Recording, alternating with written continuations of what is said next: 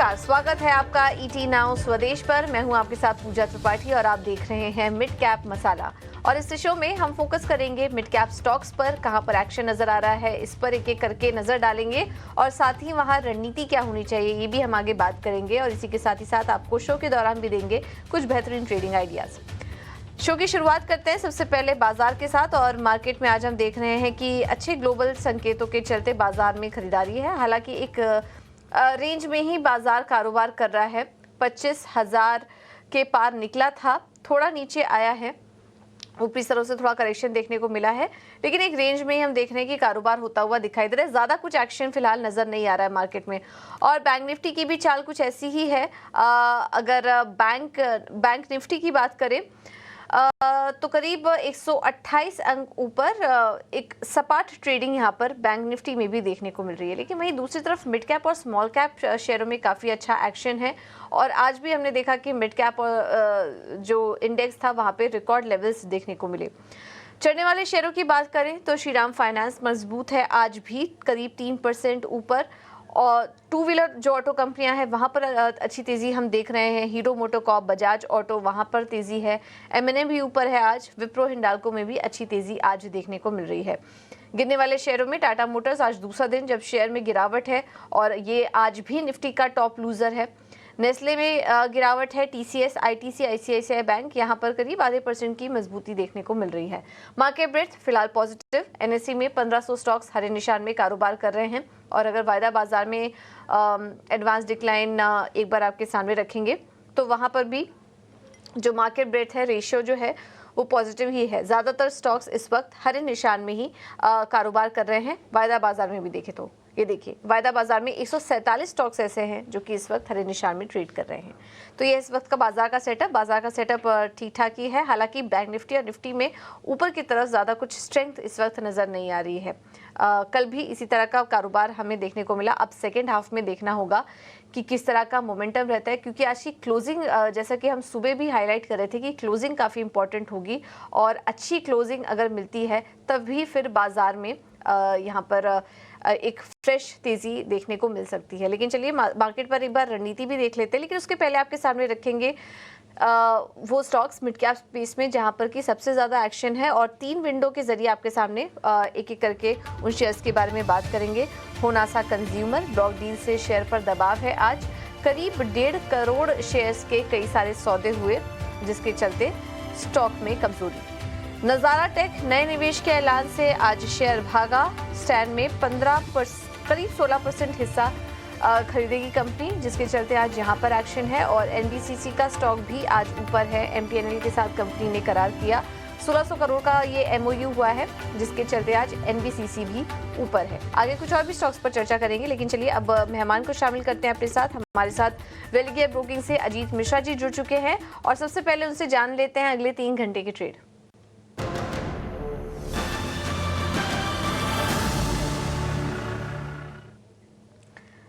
Ajit ji, thank you so much ET Now Swadesh को समय देने के लिए। तो पहले तो बाजार पर अपना व्यू दीजिए।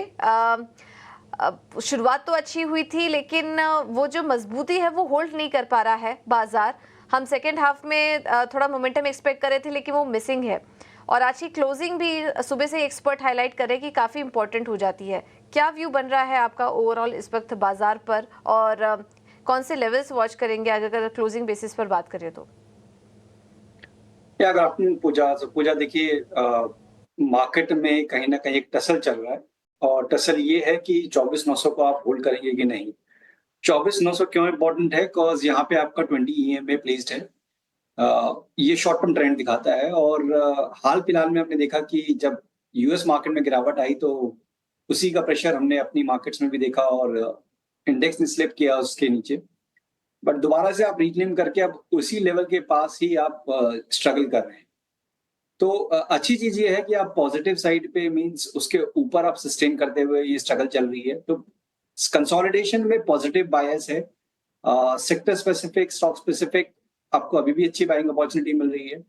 बैंकिंग जहां से कि पार्टिसिपेशन हुआ था केवल आईसीआईसीआई से थ्रू, दूसरे स्टॉक थोड़ा बहुत जैसे कि हमने एक्सेस में देखा, आज कोटक में हमने देखा थोड़ा बाइंग इंटरेस्ट जरूर इमर्ज हुआ है, बट इतना डिसाइसिवनेस अभी तक नहीं आया है। तो इंडिकेशन तो यही है मुझे कि इंडेक्स अभी फॉर अ टाइम बीइंग एक रेंज में ही रहेगा। जब तक कि आप 25,150 के ऊपर क्लोज नहीं करते हैं, तब तक एक मोमेंटम जो आप एंटिसिपेट कर रहे हैं मार्केट में, वो शायद आपको देखने को ना मिले। बट डाउन साइड कैप्ड रहेगा जब तक कि आप 24,900 को होल्ड कर रहे हैं। तो एक रेंज बेसिकली 24,900 से लेकर 25,150 की, इसमें इंडेक्स को ट्रेड करने की पॉसिबिलिटी ज्यादा बनती है। तो ये देखते हुए मेरे हिसाब से आपको ज्यादा स्टॉक स्पेसिफिक रहना चाहिए instead of focusing on index. ठीक है, तो इंडेक्स को चेस करने के बजाय स्टॉक स्पेसिफिक रणनीति इस वक्त बना के चलिए, वेट एंड वॉच की रणनीति अपनाइए इंडेक्स में, क्योंकि क्लोजिंग बेसिस पे आज की क्लोजिंग जैसे कि हम आपको बार बार बता भी रहे कि बहुत इंपॉर्टेंट हो जाती है। 24,900 देखना होगा कि ये लेवल बस ना टूटे आज, और ऊपर की तरफ भी किस लेवल के पार क्लोजिंग होती है ये काफ़ी इंपॉर्टेंट होगा आज देखना। चलिए अब आगे बढ़ते हैं और कुछ और स्टॉक्स पर चर्चा कर लेते हैं। पहले तो आज हम देख रहे हैं कि फार्मा और हॉस्पिटल शेयर वापस से मजबूत हैं, वहां पर अच्छी तेजी आज हम देख रहे हैं। और ऑलरेडी हम देख रहे हैं कि फार्मा स्टॉक्स को लगातार हम हाईलाइट भी कर रहे हैं आपके लिए। इस वक्त ये डिफेंसिव पैक पूरा का पूरा चल रहा है, एफएमसीजी स्टॉक्स चल रहे हैं, फार्मा चल रहे हैं, इस समय आईटी स्टॉक्स चल रहे हैं। तो ये पूरा का पूरा जो पैक है वो चल रहा है इस समय, और फार्मा तो अपने रिकॉर्ड लेवल्स पर कारोबार कर रहा है। अजीत जी, अभी भी क्या आप कहीं मौके देख रहे हैं ट्रेड के फार्मा स्टॉक्स में? बिल्कुल पूजा, देखिए यहाँ पे फार्मा में आपको एक मिक्स ट्रेंड नजर आएगा, कंसिडरिंग कि कुछ एक स्टॉक्स आपको प्रेशर में दिखेंगे, कुछ आपको रिकॉर्ड हाइस को मेंटेन करते हुए या फिर फ्रेश ब्रेकआउट देते हुए। आज जैसे कि मैं देख रहा था इन फार्मा स्पेस, नेटको फार्मा में एक दोबारा से नया हाई बना है। एक कंसोलिडेशन, बेसिकली काफी टाइट रेंज में कंसोलिडेट कर रहा था पिछले करीब 2 वीक से, और आज उसका एक ब्रेकआउट देखने को मिला है। तो यहाँ पे एक अटेम्प्ट बन सकता है लॉन्ग पोजीशन का, 1570 का एक स्टॉप लॉस मेंटेन करते हुए करीब 1680 तक के टारगेट्स के लिए।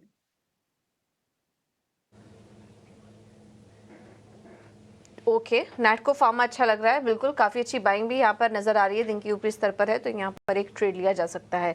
और अजीत, इसके अलावा आपके आज की क्या ट्रेडिंग आइडियाज़ हैं वो भी बताइए।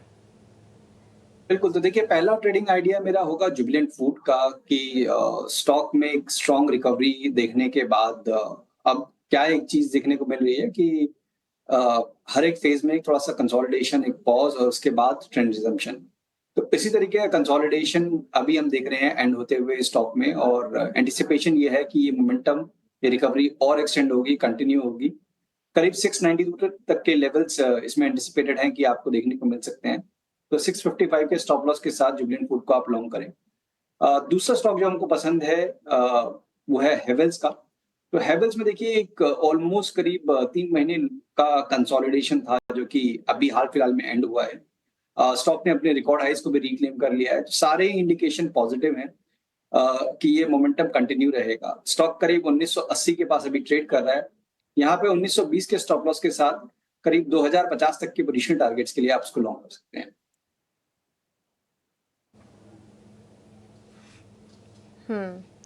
ठीक है, तो ये है सलाह हैवेल्स इंडिया पर। कल से हम इस स्टॉक को आपके लिए हाईलाइट भी कर रहे हैं। काफ़ी अच्छा यहाँ पर तेज़ी और ब्रेकआउट कैंडिडेट के तौर पर नज़र आ रहा था। हैवेल्स इंडिया की अगर बात करें तो 1.5% ऊपर है, और यहाँ पर आप बाइंग करके चल सकते हैं। जुबिलेंट फूड होगा अगला स्टॉक जहाँ पर कि आप खरीदारी का ट्रेड ले सकते हैं। मिड कैप में और स्टॉक्स पर नज़र डालें तो फाइनेंस स्टॉक्स में हम देख रहे हैं कि लगातार एक तेज़ी का मोमेंटम बना हुआ है। ट्रिगर्स भी है आगे। अब रेट कट साइकिल शुरू होने की बात की जा रही है, तो जितने भी एनबीएफसी स्टॉक्स हैं उनको थोड़ा कम ब्याज दरों पर लोन मिलना आसानी हो जाएगा। ये भी एक फैक्टर है जो कि यहाँ पर प्ले आउट कर रहा है। और उसमें जो वेल प्लेस्ड जितने भी फाइनेंशियल स्टॉक्स हैं उनको यहाँ पर फ़ायदा हो सकता है। और बजाज फाइनेंस ग्रुप का भी आईपीओ है, तो वो भी एक ट्रिगर है यहाँ पर पूरे फाइनेंशियल स्पेस के लिए। आज हम देख रहे हैं चोला इन्वेस्टमेंट ऊपर है, LIC हाउसिंग फाइनेंस ऊपर है, मनप्पुरम फाइनेंस ऊपर है। तो पूरा का पूरा फाइनेंशियल बेस, श्रीराम फाइनेंस तो हम देख रहे हैं पिछले काफ़ी समय से मजबूती बनी ही हुई है।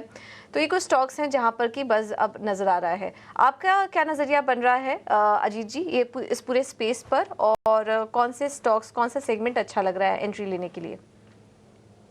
बिल्कुल पूजा, देखिए जहाँ पे कि एक साइड पे आप देख रहे हैं कि बैंकिंग में स्ट्रगल कंटिन्यू हो रहा है, फाइनेंशियल स्पेस में एनबीएफसी बास्केट, इंश्योरेंस, मतलब ये सेगमेंट ने काफ़ी स्ट्रॉन्ग परफॉर्मेंस दिखाई है हाल-फिलहाल में और मुझे लगता है कि जिस तरीके से कुछ एक काउंटर जहाँ पे कि रिकॉर्ड हाइज़ बन रहे हैं, मोमेंटम कंटिन्यू कर रहा है, प्राइस एक्शन के साथ वॉल्यूम भी देखने को मिल रहा है।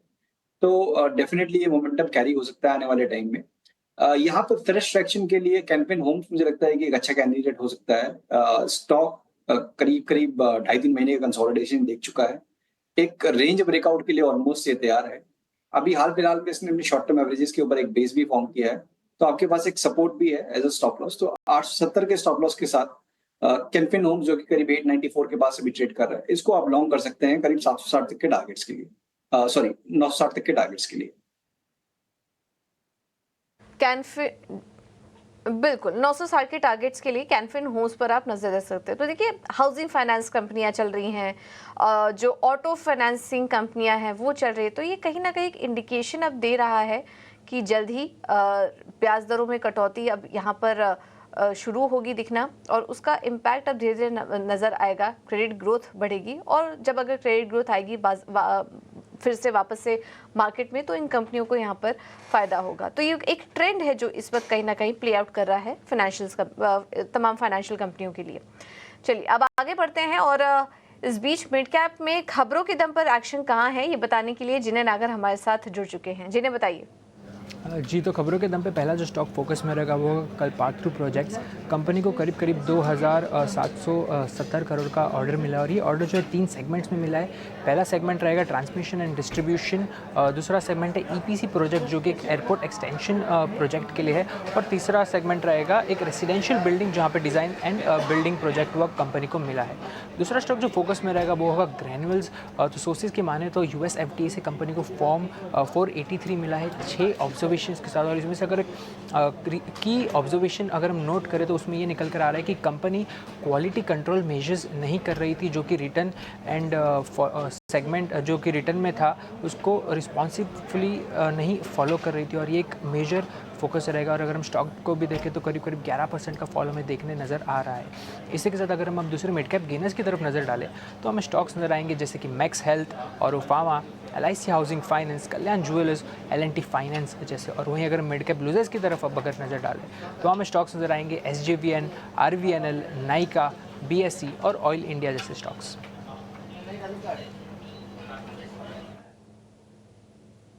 ठीक है, तो ये हैं मिड कैप में चढ़ने और गिरने वाले शेयर्स, और खबरों के दम पर भी एक्शन कहाँ है ये भी हमने आपके सामने रखा।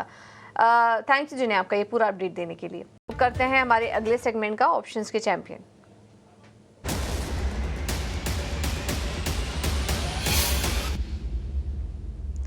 फिनवर्सिफाई से ध्वनि पटेल हमारे साथ मौजूद हैं। ध्वनि जी, थैंक यू सो मच समय देने के लिए। आज क्या रणनीति होगी आपकी तरफ से? गुड आफ्टरनून पूजा। आज का हमारा ऑप्शन का ट्रेड यहाँ पे जो रहेगा वो इंडिगो के अंदर रहेगा। डेफिनेटली स्टॉक यहाँ पे एक मोमेंटम तो बुलिश साइड का बनाए हुए है, बट आज के सेशन में भी हमें देखने को मिल रहा है कि यहाँ पे जो 28 अगस्त के हाईज बनाए थे उनके ऊपर एक फ्रेश ब्रेकआउट देखने को मिल रहा है स्टॉक के अंदर। तो आप एट द मनी 5000 की जो कॉल ऑप्शन है उसको खरीद के चले। ऊपर की तरफ 155 तक का इसका टारगेट बनता है, और 75 रुपए का आपको स्टॉप लॉस लगा के चलना है। अधिकतम मुनाफा आपका 15,900 और नुकसान 8,100 तक का हो सकता है।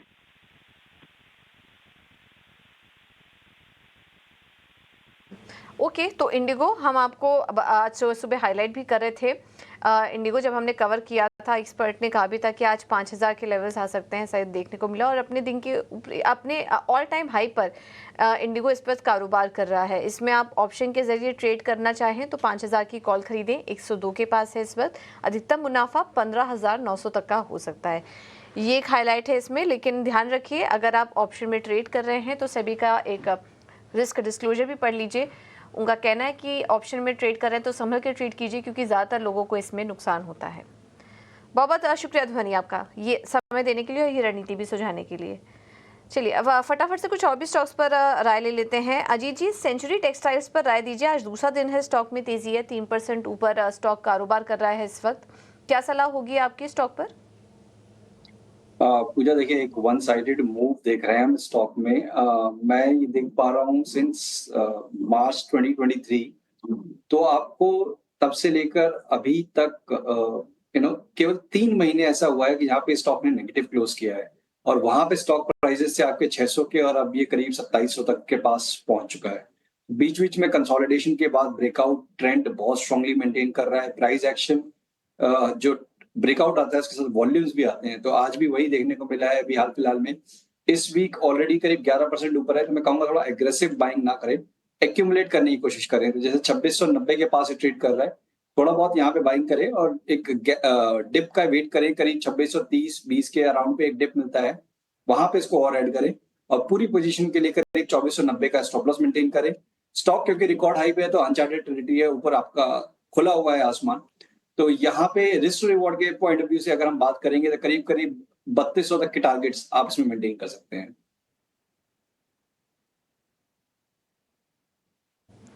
3200 के टारगेट अब नजर आ रहे हैं सेंचुरी टेक्सटाइल्स में, इस पर आप नजर रखिए। आज एक और स्टॉक फोकस में है बजाज ऑटो, और सिर्फ आज ही नहीं, पिछले 2-3 दिन से हम देख रहे हैं बजाज ऑटो में लगातार एक तेजी बनी हुई है। 4 दिनों से इनफैक्ट स्टॉक तेजी में है और शेयर आज रिकॉर्ड ऊंचाई पर कारोबार कर रहा है। तेजी के पीछे के कारण बताने के लिए अभिषेक सत्यव्रतम हमारे साथ जुड़ चुके हैं। अभिषेक, बताइए। जी देखिए, बजाज ऑटो वैसे तो लगातार चल रहा है शेयर, ये 4 दिनों में 8% के आसपास की तेजी हो चुकी है और रिकॉर्ड ऊंचाई पर है। लेकिन सरकार की तरफ से कंपनी के लिए ग्रोथ का एक मजबूत फिगर आया है, वो ये कि कैबिनेट ने पीएमई ड्राइव स्कीम को मंजूरी दे दी है और इस स्कीम पर 10,900 करोड़ रुपए खर्च किए जाएंगे 2 साल के अंदर। दरअसल ये स्कीम है ईवी यानी कि इलेक्ट्रिक व्हीकल्स को बढ़ावा देने के लिए और इसके तहत ये खर्च किए जाएंगे। उसमें से बैटरी वाली गाड़ियों के लिए 3,679 करोड़ रुपए सब्सिडी के तौर पर दी जाएंगे और ये सब्सिडी मिलेगी इलेक्ट्रिक 2 व्हीलर, 3 व्हीलर या फिर एम्बुलेंस, ट्रक या फिर अन्य जो गाड़ियां होंगी उनके लिए ये सब्सिडी प्रोवाइड की जाएगी। लेकिन बजाज ऑटो आप देख रहे हैं कि लगातार जोश में है, लगातार ये शेयर दौड़ रहा है। पिछले अगर हम 1 महीने की बात करें तो 20% से ज्यादा की तेजी हो चुकी है। तो बजाज ऑटो को शेयर आखिर लगातार चल क्यों रहा है? इसके पीछे एक नहीं मल्टीपल ट्रिगर्स हैं। ट्रिगर ये कि दरअसल ग्रामीण मांग में रिकवरी हो रही है और मैनेजमेंट को उम्मीद है कि जो फेस्टिव सीजन होगा वो कंपनी के लिए काफी बेहतर साबित होगा। इसके अलावा ईवी का जो डिस्ट्रीब्यूशन नेटवर्क फिलहाल 500 है, उसको बढ़ाकर कंपनी की योजना आगे आने वाले महीनों में या फिर साल में 1000 करने की है, यानी कि उसको डबल करने की योजना है। कंपनी की जो चेतक ईवी स्कूटर है उसको मजबूत ग्रोथ की उम्मीद है कंपनी को। यही नहीं, पिछले 9 तिमाहियों से कंपनी की जो घरेलू ग्रोथ है वो 10% से ज्यादा की रही है। अगस्त की जो बिक्री के आंकड़े जो आए उसमें हमने देखा कि 16% के ओवरऑल जो ग्रोथ रही और 3.97 लाख यानी करीब 4 लाख यूनिट कंपनी ने अगस्त में बिक्री की है और उसमें से अगर आप सिर्फ डोमेस्टिक देखेंगे तो उसकी जो ग्रोथ है वो है 24% की ईयर ऑन ईयर यानी कि सालाना आधार पर। यानी सस्ते स्कूटर कंपनी ने हाल फिलहाल लॉन्च किए हैं, उसका कंपनी को फायदा मिल रहा है और देश के सभी राज्यों में कंपनी का जो मार्केट शेयर है वो बढ़ा है। खासतौर से अगर हम महाराष्ट्र की बात करें तो वहां पर कंपनी लीडर ऑलरेडी है और अगर हम गुजरात की बात करें तो वहां पर टीवीएस मोटर को पीछे छोड़कर कंपनी अब दूसरे पायदान पर पहुंच गई है। अगर हम कंपनी के प्रोडक्ट पोर्टफोलियो की बात करें तो आप देखेंगे कि उसमें अगर हम लग्जरी सेगमेंट की बात करें तो उसमें केटीएम है, हस्क्वार्ना है। अगर हम प्रीमियम सेगमेंट की बात कर लें, एग्जीक्यूटिव की बात करें तो पल्सर है, डोमिनर है और इकोनॉमी सेगमेंट में ईसीटी है और प्लैटिना जैसे प्रोडक्ट्स कंपनी के पास है। तो यानी कि वेल डाइवर्सिफाइड है और हर तरह से ग्रोथ निकल के आ रही है। अगर हम शेयर की चाल की बात करें 1 महीने में 20%, 6 महीने में करीब 37%। अगर हम इस साल की बात करें यानी कि 2024 की तो करीब 75% के आसपास की हमने शेयर के भाव में ग्रोथ देखी है और 1 साल में 143% ये शेयर चढ़ा है। अगर हम ब्रोकरेज हाउसेस की बात करें 42 ब्रोकरेज हाउसेस टोटल शेयर को कवर करते हैं, उसमें से 18 की बाय रेटिंग है और 10 ब्रोकरेज हाउसेस की होल्ड की रेटिंग है और उसमें से 14 की सेल की रेटिंग है। लेकिन निश्चित तौर पर ग्रोथ की रफ्तार बहुत तेज है शेयर में और लगातार 4 सत्र की तेजी में हम देख रहे हैं कि 8% की रफ्तार बजाज ऑटो का शेयर दिखा चुका है।